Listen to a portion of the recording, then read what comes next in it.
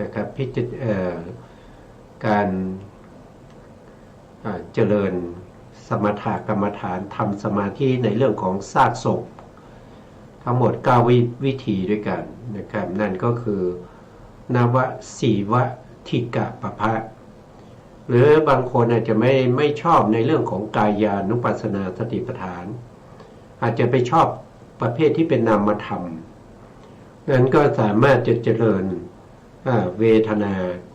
9หรือที่เรียกว่าเป็นเวทนานุปัสสนาสติปัฏฐานก็จะมีเวทนา9ให้เรากำหนดรอบรู้พิจารณา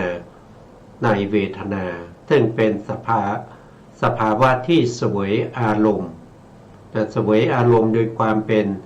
สุขเวทนาทุกขเวทนาหรืออทุกขมสุขเวทนาแล้วก็เวทนาประเภทที่มีอมิตรแล้วก็เวทนาที่ไม่มีอมิตรนั่นก็เป็นเรื่องของเวทนาแต่เป็นข้อประพฤติปฏิบัติให้เข้าถึงมรรคผลได้เหมือนกันเราจะได้ศึกษาต่อไปนะครับแต่ตอนนี้เรายังอยู่ในเรื่องของกายานุปัสสนาสติปัฏฐานอยู่นะครับแล้วก็หมวดต่อไปเขาเรียกว่าเป็นจิตตานุปัสสนาสติปัฏฐานจิตตานุปัสสนาสติปัฏฐานนี่ก็คือการกำหนดรอบรู้พิจารณาในเรื่องของจิตมีถึง16อย่างด้วยกันยกตัวอย่างเช่นจิตมีราคะก็รู้ชัดว่าจิตมีราคะจิตไม่มีราคะหรือจิตที่ปราศจากราคะก็รู้ชัดว่าจิตปราศจากราคะจิตปราศจากโทสะหรือจิตปราศจากโทสะก็รู้ชัดว่าจิตปราศจากโทสะจิตมีโมหะก็รู้ชัดว่าจิตมีโมหะจิตปราศจากโมหะก็รู้ชัดว่าจิตปราศจากโมหะอย่างนี้เป็นต้นอันนั้นก็เรื่องของจิตตานุปัสสนาสติปัฏฐานแล้วในส่วนสุดท้ายก็จะเป็นธรรมานุปัสสนาสติปัฏฐานธรรมานุปัสสนาสติปัฏฐานก็คือตามกำหนดรอบรู้พิจารณาในเรื่องของธรรมธรรมนี้ในที่นี้ถ้าเราว่าด้วยขันธ์ก็คือสังขารขันธ์แล้วก็สัญญาขันธ์ก็มาจัดอยู่ในเรื่องของธรรมานุปัสสนาสติปัฏฐานก็จะมีหนึ่งก็คือมีอุปทานขันธ์ปภะแล้วก็มีอายตนะปภะมีนิวรณ์ปภะเหล่านี้เป็นต้นนี่ก็คือข้อประพฤติปฏิบัติที่มีเฉพาะในพระพุทธศาสนานี้เท่านั้นไม่มีในศาสนาอื่นแล้วข้อประพฤติปฏิบัติเหล่านี้เป็นข้อประพฤติปฏิบัติที่นำสัตว์ทั้งหลายให้เข้าถึงมรรคผลนิพพานนะครับได้ซึ่งข้อประพฤติปฏิบัติเหล่านี้เป็นข้อประพฤติปฏิบัติที่เข้าถึงความบริสุทธิ์ของสัตว์ทั้งหลายบริสุทธิ์จากอะไรบริสุทธิ์จากกิเลสทั้งหลายไม่ว่าจะเป็นอนุสัยกิเลสปริยุทธานะกิเลสวิติกรรมกิเลสทั้งหลายครั้งที่แล้วเราก็ได้ศึกษาในเรื่องของกายคตาสติแต่อยู่ในส่วนที่เป็นอานิสงส์อานิสงส์คืออะไรอานิสงส์ก็คือผลได้ผลหลังจากที่เราเจริญกายคตาสตินะครับมาเนี่ยเราจะได้นิมิตอยู่3อย่างนิมิต3อย่างก็คือ1ก็คือได้แก่ที่ได้วรรณนิมิตวรรณนิมิตมาจากไหนยกตัวอย่างเช่นนิมิตโอทัตตานิมิตเนี่ยปรากฏชัดในขณะที่เรากำลังสาธยายท่องบนในเรื่องของทันตาก็คือฟันใช่ไหมครับอยู่ในหมวดที่1เรียกว่าเป็นตัดจากปัญจกะขณะที่เรากำลังสาธยายท่องบนไปหลายรอบนะครับหลายเดือนมาแล้วขณะที่เรากำลังท่องบนถึงเกสาโลมานักขาทันตา พอมาถึงทันตาเนี่ยจะมีนิมิตปรากฏขึ้นมานิมิตนั้นก็คือโอทัตตานิมิตก็เห็นฟันเป็นสีขาว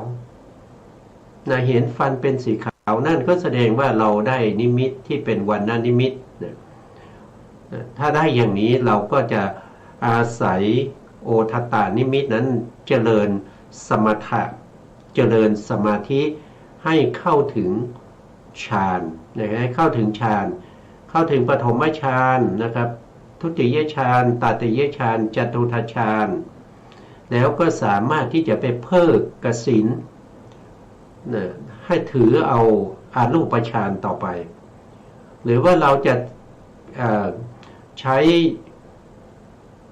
ปฐมฌานทุติยฌานตติยฌานจตุตฌานหรืออารูปฌานอย่างใดอย่างหนึ่งนะครับที่เราได้มานั้นเป็นบาตไปเจริญวิปัสสนาก็สามารถที่จะได้มรรคได้ผลเข้าถึงพระนิพพานได้นะบางคนอาจจะได้นีลกะกสิณนั่นก็คือหมายความว่ายังไงหมายความว่าเวลาสาธยายอยู่นะครับพอเราสาธยายไปทั้งอนุโลมและปฏิโลมนะครับแล้วเรากลับมาที่ผมนะพอเราสาธยายผมใจเราก็น้อมไปที่ผมก็เห็นผมนั้นเป็นสีออกสีเขียวเข้มหรือสีดำนั่นก็เป็นนีลกะกสิณก็สามารถที่จะปฏิบัติวรรณกสิณนี้นะครับไปจนได้ฌานแล้วก็เป็นบาตในการเจริญวิปัสสนาเช่นเดียวกันกับโอทัตตกสิณนะครับบางคนเห็นเลือดนะเลือดก็จะมีสีแดงอย่างเงี้ยก็จะได้โลหิตกสิณเป็นต้นนะครับอันนี้คือตัวอย่างนะครับเรื่องของการได้นิมิตที่เป็นวรรณนิมิตนะก็คือสีนะบางคนอาจจะสาธยายนะครับสาธยายหลายเดือนแล้วก็ปรากฏโดยความเป็นปฏิกูลนะโดยความเป็นปฏิกูลก็คือเห็นผมขนเล็บฟันหนังพวกนี้เป็นสิ่งที่น่ารังเกียจขยะแขยงไม่สะอาดนะเป็นปฏิกูลสกปรกอันนี้ก็ได้อะไรได้ปฏิกูลมนสิการปภะอันนี้สามารถเข้าถึงปฐมฌานนะครับได้แค่ปฐมฌานนะแล้วก็ออกจากปฐมฌานก็เจริญวิปัสสนาก็สามารถที่จะได้มรรคผลได้เหมือนกันหรือว่าบางคนอาจจะได้ปฏิกูลมนสิการสัญญาแล้วเจริญจนได้ปฐมฌานแล้วก็อยากจะได้ฌานที่สูงขึ้นนะครับไม่อยากจะอยู่เฉพาะปฐมฌานก็เปลี่ยนอารมณ์นะครับก็เปลี่ยนอารมณ์เห็นผมเป็นสิ่งที่เป็นปฏิกูลก็เปลี่ยนเป็นนีลกะกสิณนะครับเพราะผมเนี่ยมันมีสีดำนะครับก็สามารถที่จะเจริญวรรณกสิณไปจนถึงอรูปฌานได้นะครับอันนี้ก็เป็นวิธีการในเรื่องของโกฏฐัสสะหรือเรียกว่าเป็นกายคตาสติหรือบางคนอาจจะเจริญแล้วก็ได้ธาตุนิมิตธาตุนิมิตก็คืออะไรก็คือเขียนโดยความเป็นธาตุเขียนโดยความเป็นธาตุเป็นธาตุอะไรนะครับธาตุก็จะมีอยู่4อย่างนะครับก็เห็นโดยความเป็นปฐวีธาตุปฐวีธาตุก็คือเป็นดินนะครับเห็นเป็นดินนะเห็นแต่เห็นในลักษณะที่ว่าเป็นลักษณะของลักษณะคือเครื่องหมายที่บ่งบอกว่ามันเป็นธาตุดินอย่างเงี้ยนี่โดยไม่ได้เข้าไปรู้โดยความเป็นลักษณะของความแข็งหรืออ่อนแต่เข้าไปรู้ด้วยทางใจนะครับที่น้อมไปรู้ถึงความแข็งนั้นก็เป็นปฐวีธาตุบางคนก็เมื่อกำลังสาธยายอยู่นะครับสาธยายอยู่หลายรอบเนี่ยก็รู้สึกว่าร้อนขึ้นมาในท้อง ในท้องในกระเพาะอะไรพวกนี้อันนี้ก็จะเป็นเตโชกสินนะครับโทษทีก็จะเป็นเตโชธาตุนะครับก็เป็นเตโชธาตุนะบางคนเมื่อสาธยายไปมากๆเข้านะครับก็รู้สึกว่ามันตึงนะมันตึงมันแข็งไปหมดทั้งตัวนะมันเกร็งไปหมดนะครับอันนั้นก็เป็นวายโยธาเนี่ยเป็นวายโยธาเป็นธาตุลมนะบางคนก็เห็นอะไรเห็นรู้สึกถึงความเหนียวตัวนะเหนียวตัวนะครับแล้วก็มันเนิบมันลักษณะของความ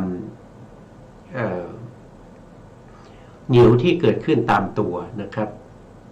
มันเนิบหนาไปหมดนะอันนั้นก็เป็นวายโยนะเป็นวายโยธาตุนะเป็นวายโยธาตุ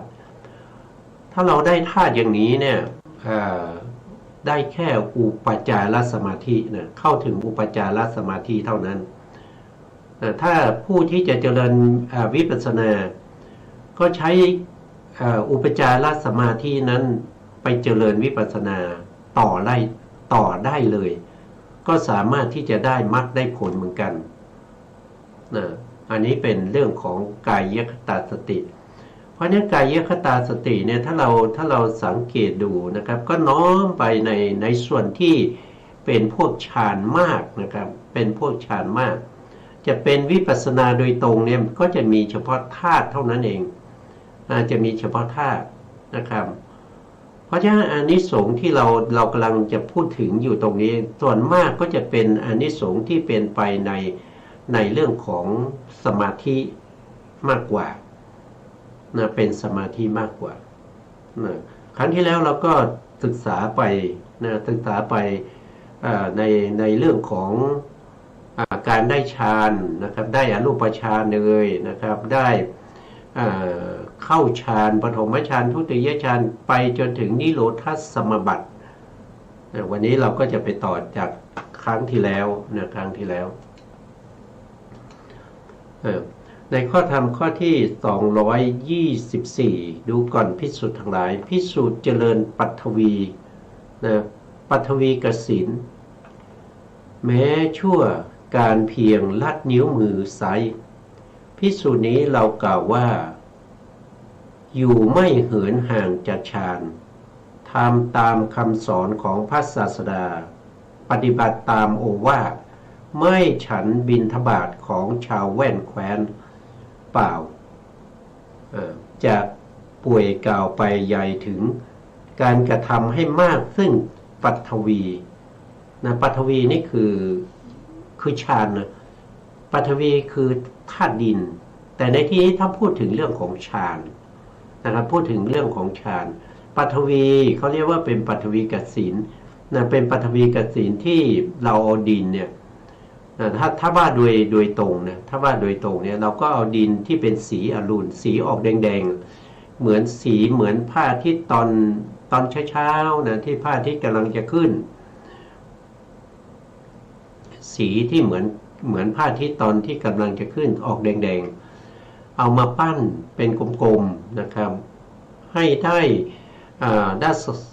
รัศมีเท่ากับ1คืบ4นิ้วนะ1คืบ4นิ้ว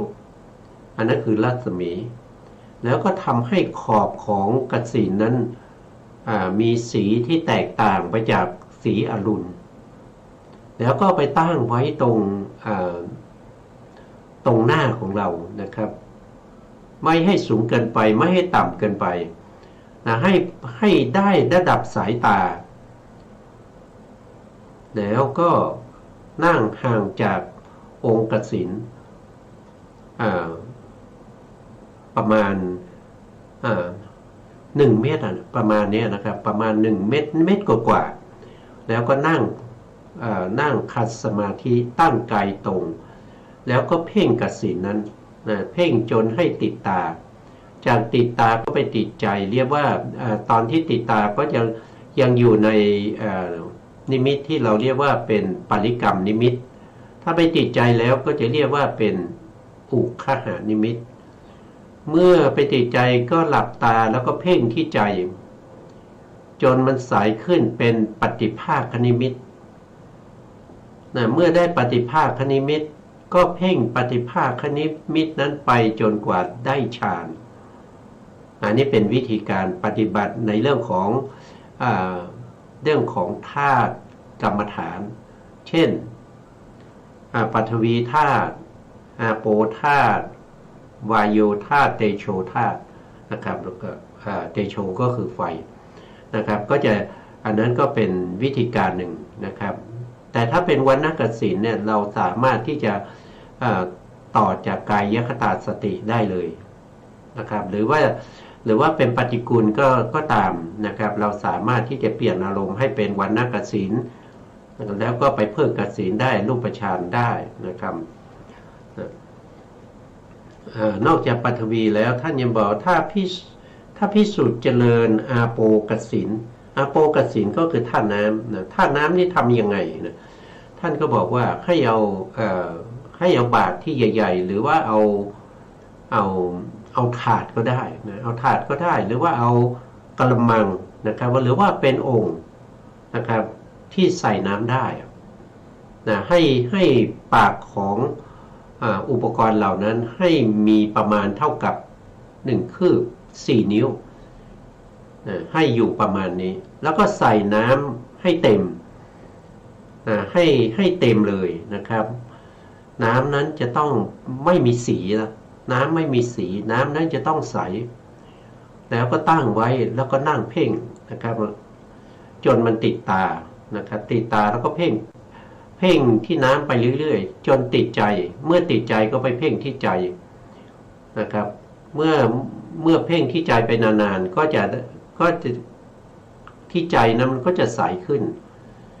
นะครับไม่เหมือนเดิมแล้วนะไม่เหมือนของเดิมมันจะใสผ่องใสขึ้นนั่นก็คือเป็นปฏิภาคนิมิตเพ่งไปไม่นานก็จะได้ฌานอันนี้ก็คือเป็นอาโปกสิณถ้าเป็นเตโชกสิณทำยังไงนะเตโชกสิณถ้าเป็นเตโชกสิณเนี่ยท่านก็ในสมัยก่อนเนี่ยสมัยโบราณนะครับท่านก็จะก่อกองไฟสุมไฟให้ไฟนั้นนะครับให้ลุกช่วงแต่ต้องระวังไม่ให้มันมอดไม่ให้มันดับนะครับแล้วก็เอาเสื่อลำแพนหรือว่าเอาผ้าหรือหนังสัตว์เนี่ยเจาะรูนะครับเจาะรูกลมๆนะครับรัศมีเท่ากับ1 คืบ 4 นิ้วเหมือนกัน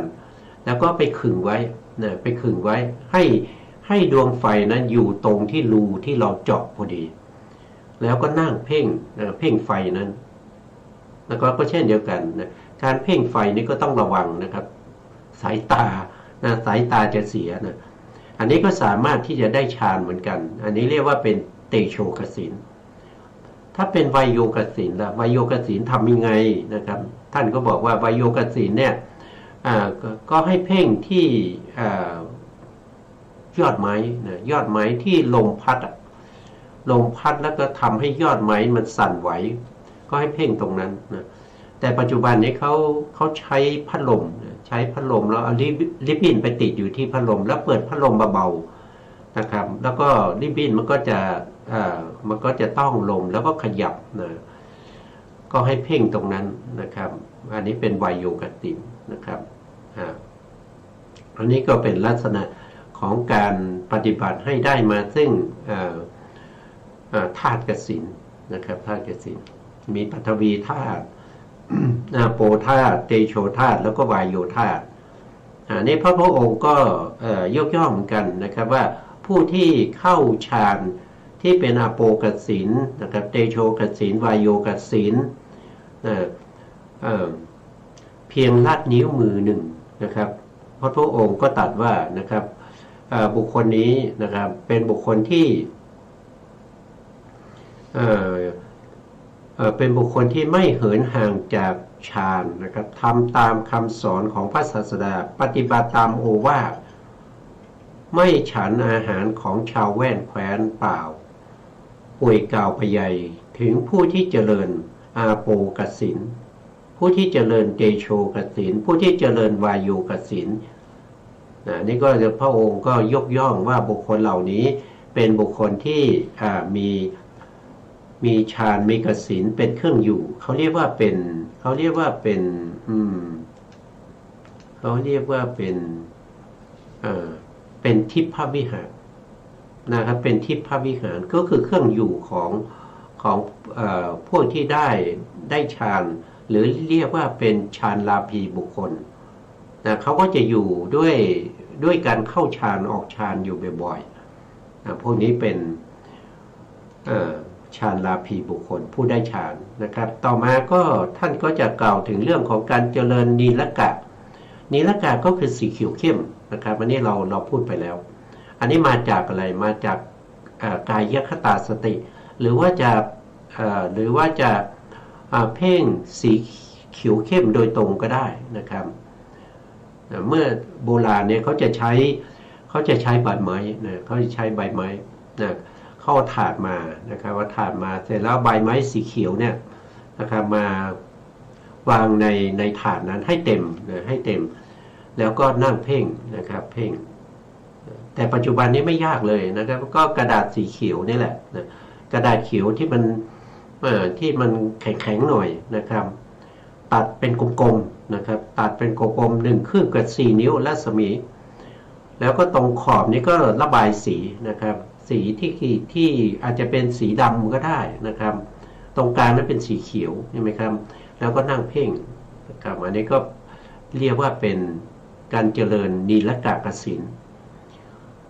เจริญปีตะกสิณนี่ก็คือสีเหลืองนะสีเหลืองปัจจุบันก็ใช้กระดาษนี่แหละนะครับกระดาษสีเนี่ยนะแต่สมัยก่อนเนี่ยเขาจะใช้หาดอกไม้ที่เป็นสีเหลืองแล้วก็มาใส่ไว้ในถาดนะครับให้เต็มถาดแล้วก็นั่งเพ่งนะทำให้มันเรียบๆแล้วก็นั่งเพ่งแล้วก็ต่อมาก็คือผู้ที่เจริญโลหิตกสิณอันนี้ก็คือเพ่งสีแดงนะครับอันนี้ก็ดอกไม้สีแดงนำมาใส่ในถาดแต่ปัจจุบันก็เอากระดาษมาตัดกลมๆนะครับแล้วก็นั่งเพ่งนะต่อมาก็โอทตกสิณโอทตกสิณก็คือสีขาวนะครับก็คือสีขาวสีขาวก็มีกระดาษขาวนั่นแหละนะอันนี้ก็คือเรื่องของวรรณกสิณนี่มาจากการเจริญกายคตาสติก็ได้นะครับบางคนเขาก็เจริญกายคตาสติแล้วเขาก็มาต่อด้วยวรรณกสิณนะครับแต่การที่เราเจริญกายคตาสติมาต่อวรรณกสิณเนี่ยสีของกสิณเหล่านั้นมันจะไม่สดใสมันไม่สดใสนะครับอย่างเช่นสีขาวอย่างเนี้ยมันก็ไม่ขาวจริงใช่ไหมนะสีขาวมาจากไหนก็คือมาจากผิวก็ได้นะผิวขาวนะมาจากฟันมาจากกระดูกอย่างเนี้ยแต่มันจะไม่ขาวเหมือนกับผู้ที่เจริญโอทตกสิณโดยตรงโดยใช้กระดาษตัดกลมๆเนี่ยมันจะขาวเรียบนะมันจะขาวเรียบนั่นก็เป็นถามว่ามันเป็นยังไงนะครับก็ขึ้นอยู่กับทายาศัยนะครับว่าผู้ที่อาจจะได้อาจจะมีบุญบารมีมันเกี่ยวกับบุญบารมีด้วยนะครับถ้าได้มีบุญบารมีมันก็จะได้กสิณเร็วขึ้นนะครับถ้ามันใสถ้ามันขุ่นเนี่ยถ้ามันใสไม่ใสมันเป็นสีขาวที่มันยังมีรอยมีขุ่นอยู่อย่างนี้วรรณกสิณก็เกิดช้าหน่อยเกิดช้าหน่อยแต่เมื่อเกิดขึ้นแล้วเมื่อเกิดขึ้นแล้วได้ฌานแล้วมันไม่มีปัญหามันไม่มีปัญหาว่าคนที่เจริญมาทางกายคตาสติกับวรรณกสิณโดยตรงเนี่ยแตกต่างกันไหมมันก็ไม่แตกต่างกันไม่แตกต่างกันแต่แตกต่างกันตอนที่เริ่มเจริญกสิณเท่านั้นเองนะครับแต่มันก็ไม่มีปัญหาโดยส่วนมากเพราะว่าอะไรก็เพราะว่าผู้ที่ได้กายคตาสติแล้วมันได้ปฐมฌานแล้วนิวรณ์มันสงบแล้วแล้วเราจะเปลี่ยนไปเป็นวรรณกสิณเนี่ยมันก็ไม่น่ามีปัญหามันก็ไม่น่าจะช้าเท่าไหร่นะครับเพราะว่าเราได้ฌานแล้ว ส่วนบุคคลที่เจริญวรรณกสิณเริ่มต้นวรรณกสิณเนี่ยคือเขาต้องเพ่งสีในขณะที่ยังไม่ได้ฌานนะในขณะที่ยังไม่ได้ฌานพวกนิวรณ์นะครับนิวรณ์อกุศลธรรมทั้งหลายอาจจะเข้าแทรกมาได้สรุปแล้วก็ไม่แตกต่างกันนะก็คงได้ฌานเหมือนกันนะครับนะแต่เวลาเราจะเปรียบเทียบเราจะวัดเนี่ยก็ต้องวัดในคนเดียวนะไม่ใช่ไม่ใช่เอาคนที่มีบุญบารมีมากเนี่ยไปวัดกับคนที่มีบุญบารมีน้อยโดยการให้เจริญโอทตากสิณเหมือนกันนะอย่างนั้นวัดไม่ได้นะครับวัดไม่ได้เพราะว่าบุญบารมีในอดีตชาติที่สะสมได้ทำกันมาเนี่ยไม่มีใครรู้นะว่าคนนี้เคยทำอย่างนี้มาแล้วก็ทำมามากนะครับเขามีบุญบารมีในเรื่องของโอทตากสิณเนี่ยมากเพราะฉะนั้นเขาเจริญโอทตากสิณเขาก็จะได้ง่ายเพราะบุญบารมีเขามีกับไอ้คนที่บุญบารมีไม่มากนะครับต้องพยายามนะครับทำจนอุกิจทำจนไม่พักไม่ผ่อนนะครับทำอย่างอุกิจพยายามทำยอมตายนะครับยอมตายเพื่อจะให้ได้มาซึ่งปฐมฌานทุติยฌานอย่างเงี้ยมันก็จะแตกต่างกันนะวัดกันไม่ได้อันนี้วัดกันไม่ได้นะถ้าจะวัดต้องให้คนที่มีบุญบารมีเหมือนกันนะครับแล้วก็มาคนหนึ่งได้มาจากทางกายคตาสตินะอีกคนหนึ่งก็ให้ทำวรรณกสิณโดยตรงนะครับแล้วก็สองคนนี้ก็มาเทียบกันว่าคนไหนทำฌานได้เร็วกว่าคนไหนอย่างเงี้ยมันเทียบไม่ได้มันเทียบไม่ได้เพราะบุญบารมีมันต่างกันนะบุญบารมีต่างกันไม่เหมือนกันนะครับต่อไปนะครับต่อไปก็คือเมื่อเราได้วรรณกสิณหรือได้ธาตุกสิณแล้วนะครับได้ไปจนถึงฌานที่สี่ฌานที่สี่ในจตุกนัยหรือว่าได้ฌานห้าปัญจกนัยในแห่งพระพิธรรมท่านก็จะมาเพิกกสิณ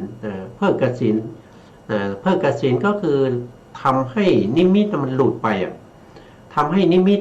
ที่เป็นปฏิภาคนิมิตที่เราเพ่งอยู่ทุกวันนะครับที่มันติดตามันเป็นกลมๆแล้วมันก็ใสติดตาสามารถย่อได้ขยายได้นะครับจนละวิตกวิจารละปิติละสุขมีเอกคตามีอุเบกขากับเอกคตาคือฌานที่สี่หรือฌานที่ห้าในพระพิธรรมเนี่ยนะครับแล้วเราก็จะต้องทิ้งองค์กสิณนั้นนะครับเพื่ออะไรเพื่อให้ได้มาซึ่งอากาสานัญจายตนะฌานซึ่งเป็นอรูปฌานนั่นก็เป็นอรูปฌานคือเราทำมาจนถึงฌานห้าเนี่ยไม่ใช่ว่าทำมาด้วยความสะดวกสบายแต่ในที่สุดพอถึงฌานห้าเราอยากจะได้อรูปฌานเราต้องทิ้งละเราต้องทิ้งเราต้องเพิกองค์กสิณนั้นออกไปจากใจให้เหลือแต่ความว่างเปล่าให้เหลือแต่ความว่างเปล่าโดยเอาความว่างเปล่ากับความเวิ้งว้างที่ไม่มีองค์กสิณนั้นมาเป็นอารมณ์ของอรูปฌานแล้วก็จะได้อากาสานัญจายตนะเมื่อได้อากาสานัญจายตนะซึ่งเป็นความไม่มีเป็นช่องว่างเป็นช่องอากาศเป็นความเวิ้งว้างนั้นนะครับก็เปลี่ยนอารมณ์ไปไหนก็คือเปลี่ยนอารมณ์ไปเพ่งดูที่อากาสานัญจายตนะฌานจิตเปลี่ยนจากการเพ่งช่องว่างมาเป็นเพ่งตัวจิตนะครับแต่จิตนั้นไม่ใช่จิตที่ไหนเป็นจิตที่เป็นจิตที่ไปเพ่งช่องว่างนั้นนะครับที่ไปเพ่งช่องว่างจิตนั้นเรียกว่าเป็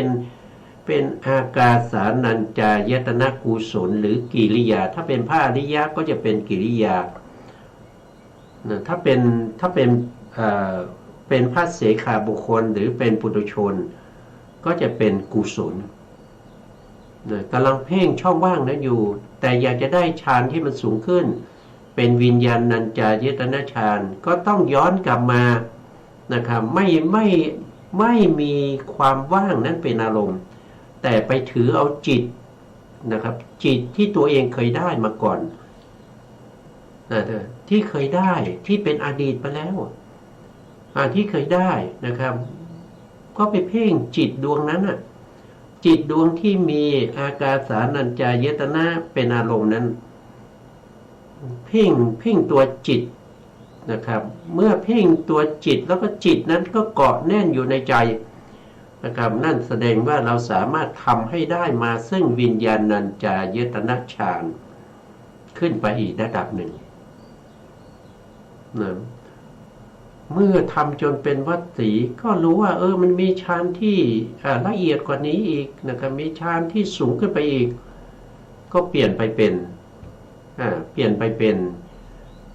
ากินจัญญายตนะฌานนะครับแต่ในที่นี้ท่านไม่ไ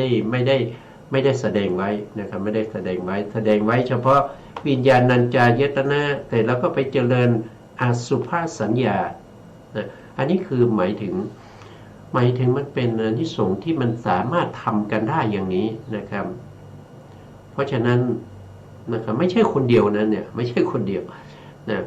แต่ทั้งหมดทั้งมวลนี้ผู้ที่ทำได้คนเดียวเลยนะเป็นคนที่ทำได้ทุกอารมณ์นะทั้ง40อารมณ์แล้วก็ได้ฌานทั้งหมดนะครับมีอยู่คนเดียวมีอยู่ผู้เดียวนะครับนั่นก็คือพระสัมมาสัมพุทธเจ้าอารมณ์ทั้งหมดที่เข้าฌานได้เนี่ยพระพุทธองค์เข้าจนได้เป็นวสีหมดไม่ว่าจะเ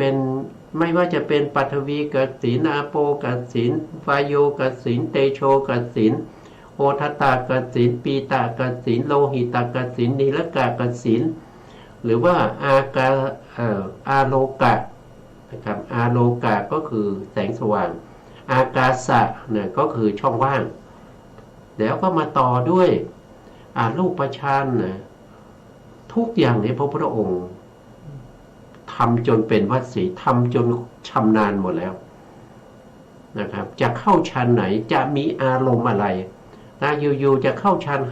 5นะครับในปัญจกนัยแล้วก็กลับมาฌาน2แล้วก็ไปอรูปฌานนะครับเปลี่ยนไปเปลี่ยนมาอย่างนี้หรือว่าจะเปลี่ยนอารมณ์ตอนนี้เข้าปฐวีกสิณออกปฐวีกสิณแล้วไปอาโปกสิณออกอาโปกสิณไปวายโยกสิณไปวันนากสิณหรือว่าไปอสุภกสิณทั้งหมดทั้งมวลนั้นพระพุทธองค์ทำจนเป็นวสีรู้หมดนะครับรู้ทั้งอารมณ์แล้วก็รู้ทั้งฌานทุกฌานก็สามารถที่จะสลับไปทั้งอนุโลมแล้วก็ปฏิโลมหรือว่าข้ามลำดับกันได้นั่นคือพระพุทธองค์ทำได้อย่างนั้นแล้วก็ยังมีบุคคลที่ทำได้รองจากพระพุทธองค์นั่นก็คือท่านพระมหาโมคคัลลานะนะครับผู้ที่มีฤทธิ์มีฤทธิ์เป็นเอตทัคคะในเรื่องของการเป็นผู้ที่มีฤทธิ์มีฤทธิ์มากกว่าภิกษุของพระพุทธเจ้านะครับเป็นผู้ที่สามารถที่จะเข้าฌานออกฌานแล้วก็เข้าได้อย่างรวดเร็วนึกถึงก็เข้าได้นะครับนึกถึงก็เข้าได้นึกถึงฌานไหนก็เข้าฌานนั้นเลยไม่ต้องไปปฐมฌานเรียงมาปฐมฌานทุติยฌานตติยฌานจตุตฌานแล้วก็ไปอากาสะไม่ต้องท่านนึกถึงฌานไหน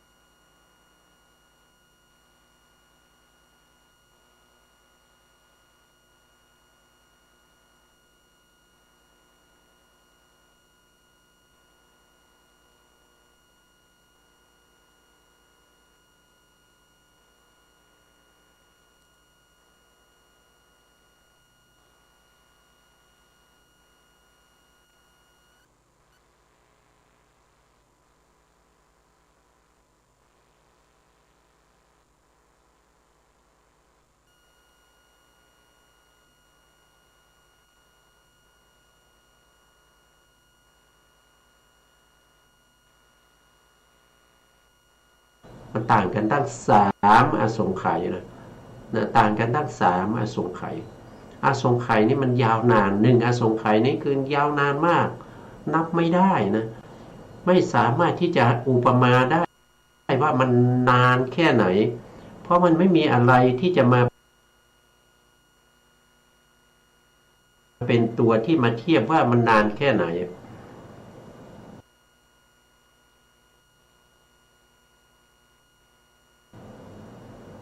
นั่นคืออะไรก็ถ้าพระพุทธองค์นะครับได้ตรัสรู้แล้วนะครับไม่ขนขวายในการที่จะสั่งสอนเวนยสัตว์มันจะเป็นยังไงนะครับผู้ที่จะหมดโอกาสนะครับก็คือพระสาวกของพระเจ้าเนี่ยทั้งหมดเนี่ยไม่ว่าจะเป็นพระปัญจวัคคีย์นะครับหรือว่าเป็นพระสารีบุตรพระโมคคัลลานะนะหรือว่าเป็นอสิติมหาสาวกทั้งหลายที่เป็นอยู่ปัจจุบันมีทั้งพระอานนท์พระอนุรุทธะนะพระมหากัจจายนะพระกัสสปะเนี่ยพวกนี้เขาจะหมดโอกาสหมดโอกาสนะครับไม่สามารถที่จะทำมรรคผลให้เกิดขึ้นได้เสียเวลานะครับเสียเวลาไม่รู้ว่าเมื่อไหร่จะมีพระพุทธเจ้าอีกด้วยพระมหากรุณาของพระสัมมาสัมพุทธเจ้าจึงได้ทำให้บุคคลเหล่านี้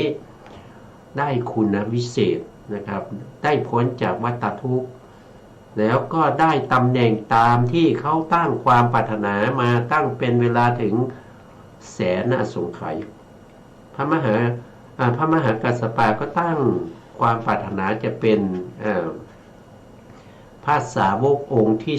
3ที่เป็นผู้ที่เลิศในเรื่องของธุดงควัตรท่านใช้เวลาสร้างบารมีมาถึง1อสงไขยพระพุทธองค์ก็ได้ประทานตำแหน่งนี้ให้ท่านนะครับมันก็คนที่จะได้ตำแหน่งต่างๆนี้ต้องสร้างมาก่อนนะต้องสร้างมาก่อนนะครับพระพุทธองค์เป็นผู้ประทานให้นะครับถ้าไม่ได้สร้างมาพระพุทธองค์ไม่ประทานให้นะไม่ประทานให้นะครับอย่างพระพาหิยะนะทุกคนรู้จักพาหิยะทารุจริยะเนี่ยทุกคนต้องรู้จักนะครับผู้นี้เขาก็สร้างบารมีมานะครับเขาสร้างบารมีด้านไหนเขาสร้างบารมีเพื่อจะเป็นพระสาวกของพระพุทธเจ้าองค์ใดองค์หนึ่งในอนาคตข้างหน้าเขาขอเป็นผู้ที่บรรลุธรรมได้เร็วที่สุดเขาสร้างของเข้ามาอย่างนั้นพอได้เข้าเฝ้าพระพุทธองค์นะครับแล้วได้ฟังธรรมจากพระพุทธองค์ยังไม่ถึงบาทนะยังไม่ถึงบาทเขาก็ได้เป็นพระอรหันต์แล้วแม้กระทั่งพระภิกษุนะครับที่ตามพระพุทธองค์ไปบิณฑบาตก็ยังไม่รู้ว่าพระพาหิยะเนี่ยได้เป็นพระอรหันต์แล้ว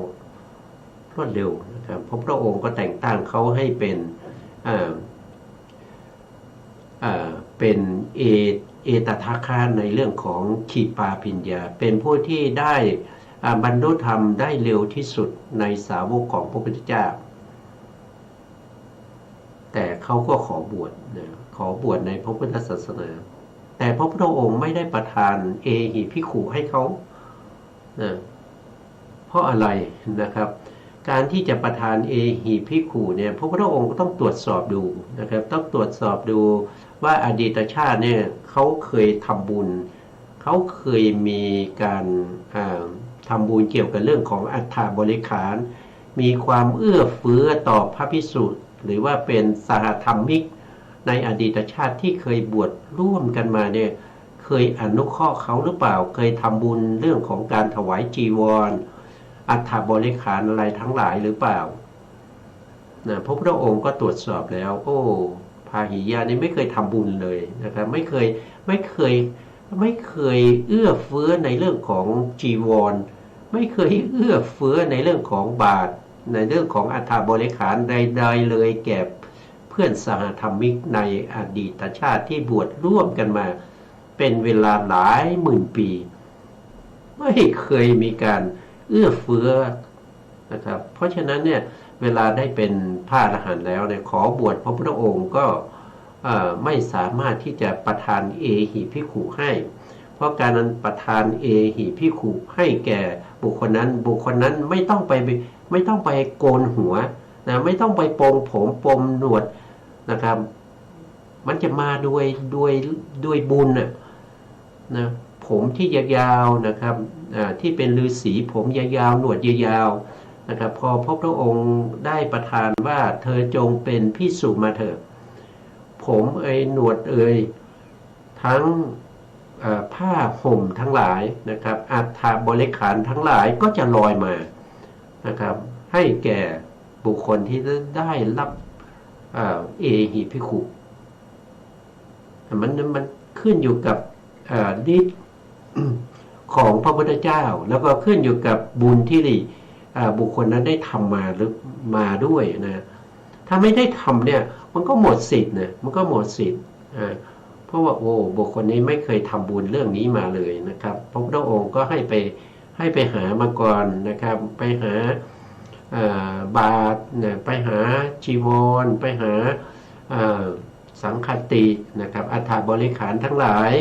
มาก่อนถ้าพร้อมแล้วพระพุทธองค์ก็จะประทานให้นะจะบวชให้นะพระพายยะเขาก็ไปหาแต่เขาไม่มีบุญนะเขาไม่มีบุญเขาได้เป็นพระอรหันต์แล้วเขาก็ถูกแม่โคนะครับขวิดตายนะปรินิพพานพูดง่ายๆถูกแม่โคอ่อนเนี่ยนะครับแม่โคที่มีลูกอ่อนนะครับขวิดเอาแล้วก็ปรินิพพานไปนะไม่ได้เป็นภิกษุนะไม่ได้บวชนะพูดง่ายๆแต่เขาเป็นภิกษุแล้วนะครับเพราะว่าเขาเป็นผู้ที่ได้อรหันตมรรคไปแล้วอรหันตมรรคอรหันตผลไปแล้วนั่นก็เป็นเรื่องของบุคคลนะครับทีนี้เราก็มาต่อในเรื่องของเรานะครับในเรื่องของเราก็พูดถึงในเรื่องของอรูปฌานอรูปฌานเนี่ยตรงนี้ท่านแสดงไว้แค่2อย่าง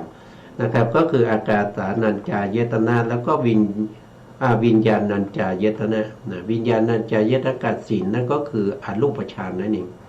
คือวิญญาณัญจายตนะฌานนะครับบุคคลเหล่านี้นะครับเป็นผู้ที่ปฏิบัติตามคำสั่งสอนของพระพุทธเจ้าเป็นบุคคลที่พระพุทธองค์ได้ตรัสแล้วว่าเป็นบุคคลที่ฉันอาหารบิณฑบาตของชาวแว่นแคว้นไม่เสียเปล่านะพระพุทธองค์ยกย่องนะสมถะเนี่ยไม่ใช่ว่าน่ารังเกียจนะสมาธินี่ไม่ได้น่ารังเกียจเลยนะพระพุทธองค์ยังยกย่องนะครับไม่ใช่ว่าเราจะไปปฏิบัติธรรมเราจะเอาแต่วิปัสสนานะไม่ใช่อย่างนั้นนะพระพุทธองค์ยกย่องสมาธิด้วยนะยกย่องพวกที่ได้ฌานด้วยนะครับนะต่อไปนะครับบุคคลที่เจริญอสุภสัญญานะครับอสุภสัญญาก็คืออสุภก็คือความไม่สวยไม่งามนะครับความไม่สวยไม่งามเนี่ยมันก็จะเป็นซากศพนะเป็นซากศพซากศพเนี่ยเขาเรียกว่าเป็นอสุภะนะอสุภะ10 อย่างเงี้ยมีตั้งแต่ตายใหม่ๆนะครับแล้วก็ตายได้2-3 วัน 4-5 วันพองขึ้นอืดหนังปีกแตกมีหนองมีหนองมีหนอนนะครับหนองแล้วก็มีเลือดนะมีเหลือแต่กระดูกบางทีก็มีเส้นเอ็นรัดไว้อย่างเงี้ยไปจนถึงกระดูกเป็นผุยผงนั่นก็10 อย่างด้วยกันนะครับ10 อย่างด้วยกันนะเดี๋ยวก็คงมีนะครับพวกนี้ก็สามารถที่จะเจริญจนได้ปฐมฌานนะอสุภะนี้ได้แค่ปฐมฌานนะครับการเพ่งธาตุศพเนี่ยจะขึ้นชั้น2ชั้น3ไม่ได้นะครับเพราะมันเป็นอารมณ์ที่หยาบเช่นเดียวกันกับกายคตาสตินะนั่นก็ได้แค่ปฐมฌานถ้าอยากจะได้ฌานอื่นก็ต้องเปลี่ยน ปลี่ยนจากอสุภะไปเป็นวรรณกสิณหรือปัทวีกสิณก็แล้วแต่อัธยาศัยนั้นก็สามารถที่จะเจริญได้เพราะเราได้ปฐมฌานแล้วมันการที่จะเปลี่ยนอารมณ์หรือจะได้ทุติยฌานมันก็ไม่ใช่เรื่องยากเพราะว่าปฐมฌานเนี่ยนิวรณ์ทั้งหลายมันสงบไปแล้วนะมันถูกข่มมันถูกทับไว้แล้วมันจะงอกขึ้นมาไม่ได้เพราะฉะนั้นก็แต่ทั้งนี้ทั้งนั้นก็ต้องดูบุญบารมีของแต่ละท่านนะครับอันนั้นก็สำคัญนะอสุภสัญญานะครับอสุภก็คือความไม่สวยไม่งามนะครับหรือเจริญมรณะมรณะนะมรณะสัญญาก็คือเจริญเรื่องมีการพิจารณาถึงความตายอยู่บ่อยๆนะครับต้องพิจารณาว่าคนนั้นตายคนนี้ตายเราก็จะตายนะครับเราจะตายนะครับจะตายได้ทุกขณะเราก็ไม่รู้ว่าเราจะตายเมื่อไหร่จะตายที่ไหนตายอย่างไรเราก็ไม่รู้แต่ที่แน่นอนนั้นคือเราต้องตายเรากำลังบ่ายหน้าเรากำลังเดินไปสู่ความตายนะครับโดยไม่รู้ว่า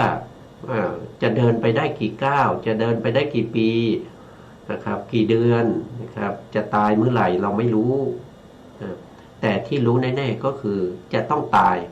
นะจะต้องตายช้าตายเร็วก็ต้องตายนะครับก็ให้พิจารณานะมีอยู่ครั้งหนึ่งนะครับพระพุทธองค์ได้ถามพระอานนท์ว่านะครับอานนท์นะครับเจริญมรณานุสติหรือเปล่าพระอานนท์ก็ทูลว่าเจริญอยู่พระเจ้าข้าพระพุทธองค์ก็ถามว่าแล้วเจริญวันละกี่ครั้งนะพระอานนท์ก็บอกว่าเจริญวันละ3-4 ครั้งเนี่ยพระพุทธองค์ก็โอ้ประมาทเหลือเกินนะประมาทเหลือเกินนะครับพระพุทธองค์ให้เจริญทุกๆลมหายใจนะครับให้เจริญทุกๆลมหายใจหายใจเข้าก็จะต้องตายหายใจออกก็จะต้องตายเพราะอะไรก็เพราะว่าเวลาเราหายใจเข้ามันไม่หายใจออกมันก็ต้องตายเวลาหายใจออกแล้วมันไม่หายใจเข้ามันก็ต้องตายเพราะฉะนั้นให้ลึกถึงความตายอยู่เสมอทุกๆลมหายใจนะผู้นั้นก็ถือว่าเป็นผู้ที่ทำตามคำสอนของพระศาสดานะแล้วนอกจากนั้นนะครับก็ให้เจริญอาหารเลปฏิกูลสัญญาอันนี้ก็คือการอะไรการพิจารณากำหนดรอบรู้ในเรื่องของอาหารว่ามันเป็นสิ่งที่เป็นปฏิกูลนะมันเป็นปฏิกูลนะครับเวลาที่เราอาหารที่อยู่ในหม้อในชามมันก็เป็นสิ่งที่สวยนะสวยงามดีนะครับประดิษฐ์ประดอยมาดูแล้วก็สวยดีแต่เวลาที่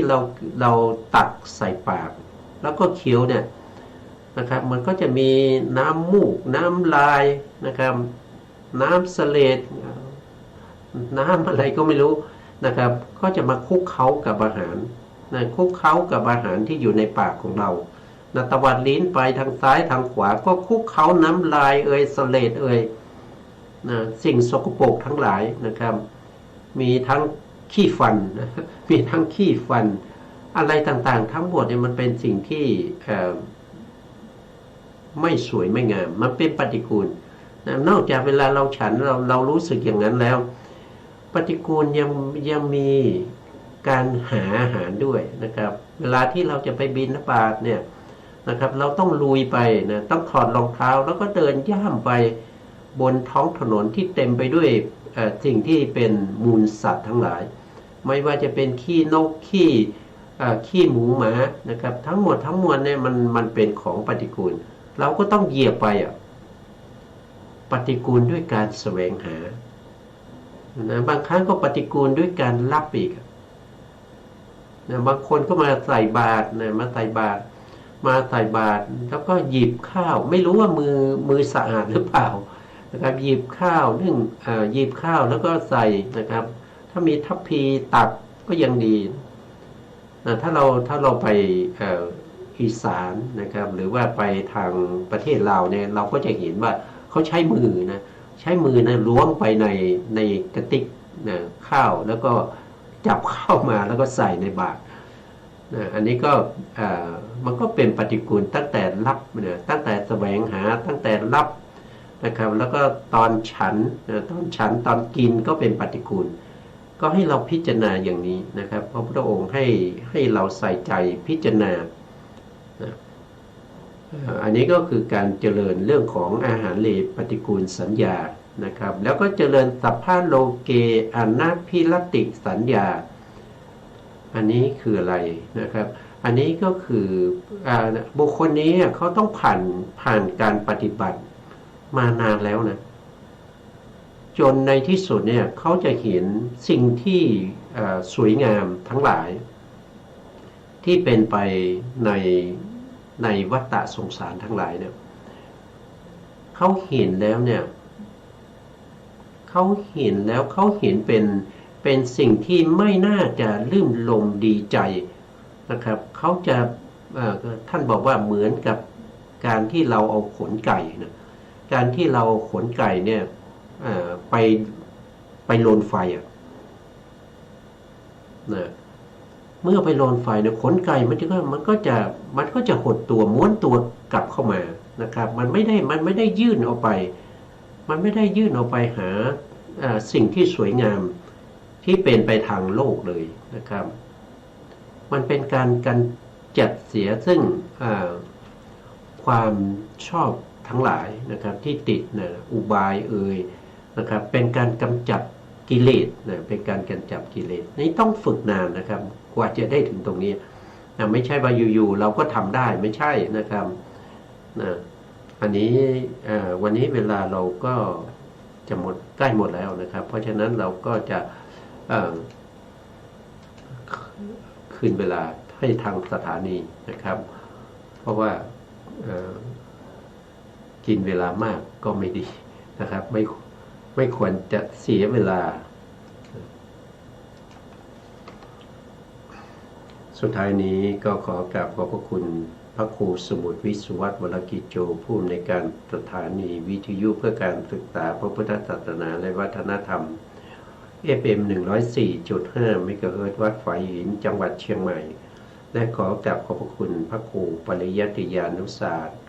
ขอบคุณท่านผู้ฟังและผู้ชมทุกท่านนะครับที่ให้เกียรติติดตามในรายการพระไตรปิฎกลอยฟ้าพบกันใหม่ในโอกาสต่อไปครับวันนี้ลาไปก่อนครับสวัสดีครับ